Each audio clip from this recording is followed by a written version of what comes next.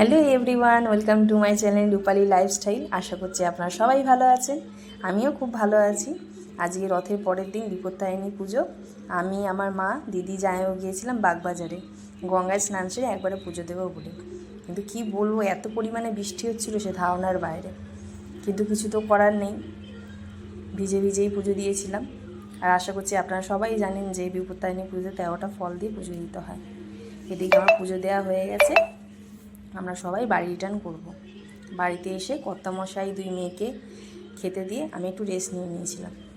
তারপরে সন্ধেবেলার দিকে সন্ধে দিয়ে আমি আমার ফল প্রসাদ খেয়ে নিয়েছিলাম। তারপর গেছিলাম রান্নার দিকে। আজকে আমি রান্না করেছিলাম পনির দিয়ে আলুর দম, ছোলার ডাল আর সিমই। বিপত্তারিণী পুজোতে 13টা লুচি খেতে হয়, কিন্তু আমি অতগুলো খেতে পারিনি, ছিঁড়ে ছিঁড়ে খেয়েছিলাম। আপনাদের সঙ্গে আবার নেক্সট ভিডিওতে দেখা হবে। আপনারা সুস্থ সবল থাকবেন। আমার ভিডিওগুলো কেমন লাগছে অবশ্যই জানাবেন।